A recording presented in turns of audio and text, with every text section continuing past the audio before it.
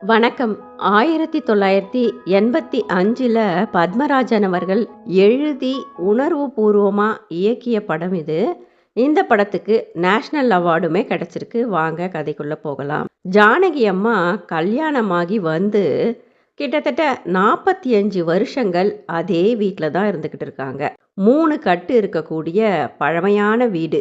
அவங்களுக்கு ஒரு படுக்கை அறை. கணவரெல்லாம் இறந்து போயிட்டாங்க. அவங்களுக்கு 2 ஆண் பிள்ளைகள், ஒரு பொண்ணு மாலினி அப்படின்னு. பொண்ணுமே நோய்வாய்ப்பட்டு இறந்து போயிட்டா. திருமணம் ஆயிடுச்சு. அவளுக்கு ஒரு பையன் இருக்கான். 2 மகன்களும் திருமணமாகி மூத்த மகன் நாராயணன், அவனுடைய மனைவி அம்பிகா. அவங்களுக்கு 2 பெண் பிள்ளைகள் இருக்காங்க. அவங்களுக்கு திருமணமாகி கிட்டத்தட்ட 20 வருடங்கள் ஆகுது. அவங்க மும்பையில இருந்துகிட்டு இருக்காங்க. இளைய மகன் கோபன், அவனுடைய மனைவி பிந்து. ரொம்பவே ஸ்டைலா நாகரிகமா இருப்பா. அவங்களுக்கு 2 பெண் குழந்தைகள் இருக்காங்க. சின்ன சின்ன பசங்க. அவங்களுக்கு திருமணமாகி கிட்டத்தட்ட ஒரு 9 வருஷம் இருக்கலாம். ஜானகி அம்மா தன்னுடைய படுக்கை அறைய பார்த்து நினைச்சுக்கிறாங்க. அவங்களுக்கு உதவியா இருக்கக்கூடிய அம்மினி அப்படிங்கிற ஒரு பெண் கிட்ட சொல்றாங்க. இந்த படுக்கை அறை என்னுடைய உயிரோடு உணர்வோடு கலந்துடுச்சு. நான் இறந்து போகும்போதும் இந்த படுக்கை அறையில தான் படுக்கணும்னு நினைக்கிறேன். என்னுடைய இந்த கட்டில்ல தான் படுத்திருக்கணும்னு நினைக்கிறேன். ஏன் செத்த பிறகு கூட சில மணி நேரங்கள் இந்த கட்டில்ல கிடந்துட்டு தான் நான் போகணும்னு நினைக்கிறேன் அப்படின்னு அவங்க சொல்றாங்க அம்மினி கிட்ட. இப்ப ஜானகி அம்மாவுக்கு 60 வயசு ஆக போகுது. அவங்களுடைய 2 மகன்களும் வராங்க ஊருக்கு அம்மாவை பார்க்கறதுக்கு. எல்லாரும் குடும்பத்தோடு சந்தோஷமா பேசி சிரிச்சு சாப்பிட்டு தன்னுடைய பேத்திகளை 4 பேத்திகளையும் பார்த்து அவங்க ரொம்பவே சந்தோஷப்படுறாங்க. ஏன் மகள் வயிற்று பேரனும் வந்திருந்தான். எல்லாருக்கும் தன் கையால உணவு பரிமாறி சந்தோஷப்பட்டுக்கிட்டு இருக்காங்க. நாராயணனுடைய மனைவி அம்பிகா, அதாவது மூத்த மருமகள் இருக்கா இல்லையா, அவ வந்து புருஷன்கிட்ட வந்து சொல்றா, தெரியுமா உங்களுக்கு, உங்க தம்பியும் தம்பி பொண்டாட்டியும் பெங்களூர்ல ஒரு ஃப்ளாட் வாங்கியிருக்காங்களாம். நாம இன்னுமே மும்பையில ஒரு வீடு கூட வாங்க முடியாம சென்ட்ரல் கவர்மெண்ட்ல வேலை பார்த்தாலும் தினமுமே வேலைக்கு போய்கிட்டு கஷ்டப்பட்டுக்கிட்டு இருந்துகிட்டு இருக்கோம் அப்படின்னு சொல்றா. அந்த தருணத்துல கரெக்டா கோபனும் பிந்துவும் அங்க வராங்க. அப்ப கோபன் சொல்றான், வீடு இன்னும் வாங்கல அண்ணி, வாங்க போறோம். அட்வான்ஸ் தான் கொடுத்துருக்கோம் சில லட்சங்கள். அந்த வீட்டை முடிக்கிறதுக்கு இன்னும் பல லட்சங்கள் எனக்கு பணம் தேவைப்படுது. அதுக்கு ஒரு முடிவு பண்றதுக்காக தான் நானும் என் பொண்டாட்டியும் இங்க வந்திருக்கோம். என்னுடைய பகுதியான இந்த சொத்தை வித்துட்டு அந்த பணத்தை எடுத்துக்கிட்டு போய் தான் நான் வந்து ஃப்ளாட்டை வாங்கலாம்னு இருக்கிறேன். அது ரொம்பவே ஆடம்பரமான ஒரு ஃப்ளாட்டு. சிட்டியோட மெயின் பிளேஸ்ல இருக்குது. அதனால தான் அதுக்கு அவ்வளவு பணம் அப்படின்னு சொல்றான் கோபன். நாராயணன் ரொம்பவே கோபப்படுறான். நீ வந்து இப்போதைக்கு உன்னுடைய பகுதியை விற்கிறது கூட முட்டாள்தனமானது. அம்மா இந்த வீட்டையும் இடத்தையும் எவ்வளவு விரும்புறாங்கன்னு உனக்கு தெரியும் இல்ல. இதுக்கு நான் ஒத்துக்கவே மாட்டேன் அப்படின்னு சொல்றாரு மூத்த மகனான நாராயணன். ஆனா கோபன், அண்ணா, உங்க பகுதியை வேணா நீங்க அப்படியே வச்சுக்கோங்க. என் பகுதியை நான் விற்கத்தான் போறேன். அதுக்கான ஏற்பாடுகளை பண்ணிட்டேன். வாங்கறதுக்கும் ஆள் ரெடியா இருக்காங்க. இதே ஊரை சேர்ந்த முத்து அப்படிங்கிறவரு வாங்கறதுக்கு ரெடியா இருக்காரு. எல்லாமே பேசிட்டேன் அப்படின்னு கோபன் சொல்றான். துபாயில வேலை பார்த்து கொஞ்சம் சம்பாதிச்சுட்டு நாடு திரும்பி இருந்த கோபன் தன்னுடைய மனைவி பிந்து மற்றும் குழந்தைகளோடு பெங்களூர்ல செட்டில் ஆகிறதா இருக்கிறதுனால தான் இப்ப அந்த தன்னுடைய பகுதியான நிலத்தையும் வீட்டையும் விற்கிறதா முடிவு பண்ணியிருந்தான். ராத்திரியெல்லாம் வந்து சண்டை வருது புருஷனுக்கும் பொண்டாட்டிக்கும், பிந்துவுக்கும் கோபனுக்கும். பிந்து வந்து புருஷன் மேல கோவப்படுறா. என்ன நீங்க உங்க அம்மா கிட்ட வீடு விற்கிறத பத்தியே பேசுறதுக்கு பயந்துகிட்டு இருக்கீங்க. கிணத்துல போட்ட கல்லு மாதிரி இருந்துகிட்டு இருக்கீங்க. இப்ப இந்த விஷயத்த உங்க அம்மா கிட்ட சொல்ல ஏன் பயப்படுறீங்க அப்படின்னு கோவப்படுறா பிந்து. மறுநாள் காலையில கூட பிந்து கோவத்தோடு வேணும்னே தன்னுடைய 2 அந்த சின்ன சின்ன பெண் குழந்தைகளை காரணமே இல்லாம அடிக்கிறதும் திட்டுறதுமா இருந்துகிட்டு இருக்கா சிடு சிடுன்னு. மாமியார் கிட்ட வந்து நைஸா பேச ஆரம்பிக்கிறா பிந்து. இப்பெல்லாம் வயசானவங்கள தனியா விடுறதுக்கு பயமா இருக்கு. ஏதேதோ செஞ்சிடுறாங்க. நகைகளை திருடுறதுக்காகவும் வீட்டில் உள்ள பொருட்களை திருடுறதுக்காகவும் வயசானவங்கள கொன்னுடுறாங்க அப்படின்னு எவ்வளவோ நியூஸ் பேப்பர்ல பார்க்குறோம் கேட்குறோம்.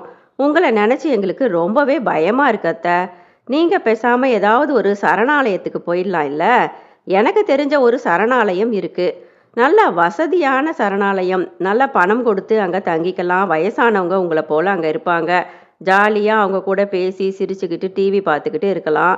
டாக்டர் வந்து பார்ப்பாரு, ப்ரேயர்ஸ் பண்ணலாம், கோவிலெல்லாம் இருக்கும் அப்படின்னு மாமியாருடைய மூளையை சலவை செய்கிறா பிந்து. அம்பிகா கிட்டவும் வந்து அக்கா, நீங்க தானே மூத்த மருமக, வீடு விற்கிறத பத்தி நீங்க முதல்ல பேச ஆரம்பிக்கலாம் இல்ல அப்படின்னு சொல்றா. உடனே அம்பிகா கோபப்படுறா பிந்து மேல. உங்களுக்கு தாம்மா பணம் தேவை, நாங்க வீடு வாங்க போறதும் இல்ல, இந்த வீட்டையோ எங்களுடைய பகுதிய இடத்தையோ விற்க போறதில்ல. அத்தை இருக்கிற வரைக்கும் இந்த வீட்டையும் இடத்தையும் விற்கிறது சமயோகிதமான விஷயம் இல்லை அப்படின்னு எனக்கு தெரிஞ்சிடுச்சு. அத்தை வேற எங்கேயும் போய் வாழ முடியாது அவங்களாலன்னு உனக்குமே தெரியும்.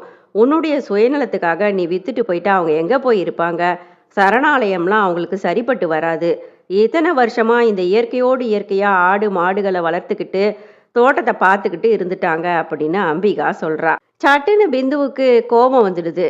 நாம முன்னேறி நல்ல வசதியா நம்ம குழந்தைகளை படிக்க வைக்கணும்னா நமக்கு பணம் தேவைப்படுதுக்கா. அந்த அளவுக்கு நமக்கு வசதி இல்லை. நமக்கு இருக்கிற இந்த சொத்தும் வீடும் டெட் இன்வெஸ்ட்மெண்ட், இதனால ஒரு பயனும் இல்லை. அத்தை சரணாலயத்துல போய் நிம்மதியா இருக்கலாம், அதுல என்ன பிரச்சனைன்னு எனக்கு தெரியல அப்படின்னு சொல்றா. இதை மாமியாரான ஜானகி அம்மா கேட்டுடுறாங்க. மருமகள்கள் 2 பேரும் பேசிக்கிட்டு இருக்கிறத ஜானகி அம்மாவுக்கு ரொம்பவே மன வருத்தம் ஆயிடுது. தன்னுடைய அறைக்கு போய் தன்னுடைய கட்டில்ல படுத்துக்கிட்டே யோசிக்கிறாங்க. நம்ம பிள்ளைங்க கிட்ட ஒரு பைசா பணம் வாங்காம நம்முடைய உழைப்புல மூதாதையர் கொடுத்த இந்த இடத்துல நாம இருந்துகிட்டு இருந்தா கூட அதுவுமே அவங்களுக்கு தொந்தரவா இருக்குது.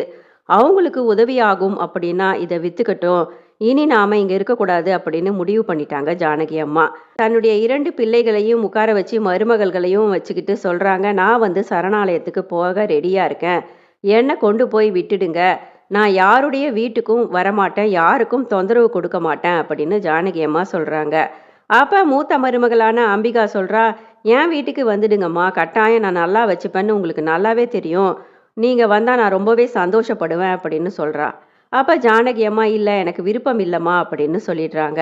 ஜானகி அம்மா ரொம்பவே வருத்தப்பட்டு சொல்றாங்க, ஏன் கண் முன்னாடி என் 2 பிள்ளைங்களும் சண்டை போடுறத என்னால பார்க்க முடியல, நான் இருக்கிற வரைக்குமாகுது நீங்க ஒத்துமையா இருங்க, அவன் விருப்பப்படி செஞ்சுக்கிட்டும், அவன் சந்தோஷமா இருந்துக்கட்டும் அப்படின்னு ஜானகி அம்மா சொல்லிடுறாங்க. மறுநாள் காலையில ஜானகி அம்மாவை கொண்டு போய் சிட்டியில இருக்கக்கூடிய அந்த சரணாலயத்துல விடுறாங்க. சரணாலயம் ரொம்பவே பெருசா இருந்தது. ஜானகி அம்மாவுக்கோ இப்பதான் 60 வயசாகுது.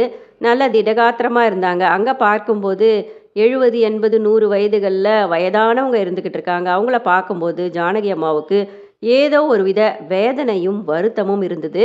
அதை வெளியே காட்டிக்காம தனக்கு கொடுக்கப்பட்ட படுக்கையில போய் அவங்க அமர்ந்துக்கிட்டாங்க. ஊருக்கு வந்த பிறகு நாராயணனுக்கு பயங்கரமா கோபம் வருது. அம்மா இல்லாத வீட்டில் என்னால் இருக்க முடியல, அம்பிகா நாளைக்கே நாம ட்ரெயின் டிக்கெட் புக் பண்ணிட்டு நம்ம மும்பைக்கு போயிடலாம், பிள்ளைகளை ரெடியாக சொல்லு அப்படின்னு நாராயணன் சொல்றாரு. மறுநாள் காலையில எல்லாருமே குடும்பத்தோடு டிஃபன் சாப்பிட்டுக்கிட்டு இருக்கும்போது ஃபோன் வருது. கோபன் தான் அந்த ஃபோனை எடுத்தான். ஜானகி அம்மா நேற்று இரவு தன்னுடைய படுக்கையிலேயே தூக்கத்திலேயே இறந்து போயிட்டாங்க அப்படிங்கிற செய்தி வருது.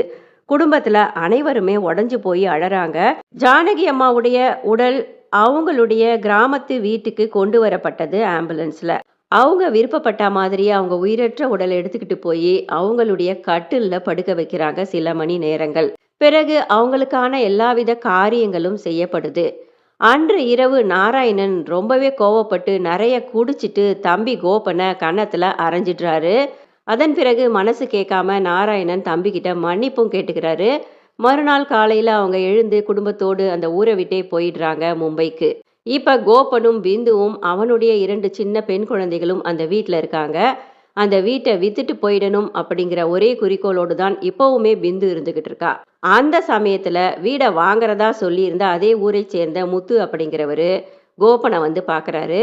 இந்த வீடும் இடமும் ராசி இல்லைன்னு நான் நினைக்கிறேன், இதை வாங்குறதுக்கு எனக்கு மனசு இல்லை, இதை வாங்கினாலும் என்னால் இங்கே நிம்மதியாக வாழ முடியாது, உங்கள் அம்மாவுடைய உருவமே எங்கு பார்த்தாலும் இருந்துக்கிட்டு இருக்கு, நான் வரும்போதும் போகும்போதும் அவங்க எப்பவுமே இந்த தோட்டத்தில் இருந்துக்கிட்டு இருப்பாங்க, அதனால இந்த ராசியற்ற இடத்தையும் வீட்டையும் எனக்கு வாங்க பிடிக்கல அப்படின்னு சொல்லிட்டு போயிடுறாரு. அன்னைக்கு ராத்திரி கோபனுக்கு துளியுமே தூக்கம் வரல. அவங்க அம்மா கடைசியா சொன்னது அவனுக்கு ஞாபகம் வருது. வீட்டுல மனிதர்கள் புழங்கிக்கிட்டு இருந்தாதான்ப்பா அது வீடா இருக்கும், அதை பூட்டிட்டு போயிட்டா அது பாழடைஞ்சு போயிடும் அப்படின்னு அம்மா சொன்னது ஞாபகம் வந்தது கோபனுக்கு. அதனால மனைவி கிட்ட அனுமதி கேட்டுக்கிட்டு கோபன் தன்னுடைய குழந்தைகளோடு இதே வீட்டில் இனி இருக்க போறதா முடிவு பண்றான். இப்படியா அந்த கதை முடியுது. அமுதா சினிமா சேனலை ஃபாலோ பண்ணுங்க, லைக் பண்ணுங்க. நன்றி.